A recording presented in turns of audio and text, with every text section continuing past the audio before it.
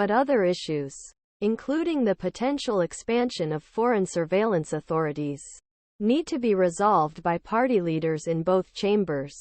The wrangling has delayed likely introduction of the compromise bill until early next week, according to 3 people familiar with process. Since the timing has not been announced yet, it was decided to keep all their names secret. For a Congress that hasn't been very productive, passing the bill gives lawmakers at least one major accomplishment they can brag about to their constituents. And with a 61-year track record of enacting the NDAA, lawmakers often see it as a reliable tool for legislation unrelated to defense. Many conservatives who opposed defense bills in previous years supported a near-party line version, filled with right-wing proposals this year.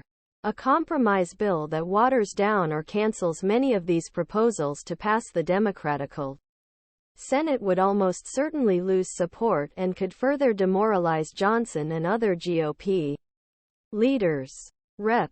Jim Banks, armed services member who was selected to conference committee to negotiate bill, said he hopes conservatives will prevail in their fight against diversity efforts and other personnel policies that they argue distract military, their main mission. But reaching a compromise on the NDAA could hurt Johnson if Republicans can't come away with a victory on this front. If NDAA is watered down or weakened and doesn't address some of these core issues to combat vigilantism in the military, then it's not going to help any of Republican leaders that are a part of it, Banks said. There will be a lot of Republicans who won't vote for him if he continues his DAA programs. The defense bill is unlikely to trigger the kind of conflict that toppled House Speaker Kevin McCarthy. But recent moves by hostile conservatives show that patience on his right flank is wearing thin. And compromise on the defense bill gives those lawmakers more ammunition.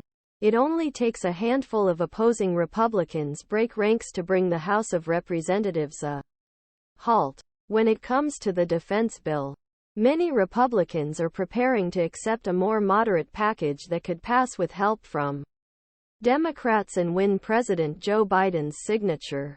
You may end up losing 30 or 40 Republicans. But when it's all said and done, you'll have a big bipartisan vote on this, said Rep. Don Bacon, conservative Rep.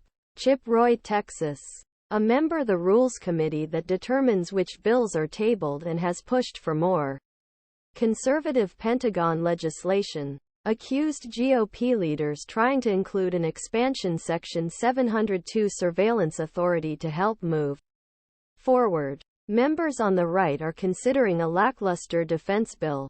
They want to use this to push through a ridiculous NDAA. Everybody gets the joke, Roy said. So if the majority leader, if the Speaker, Republicans want to come out and campaign about this nonsense, they'll have it. So if the majority leader, if the Speaker,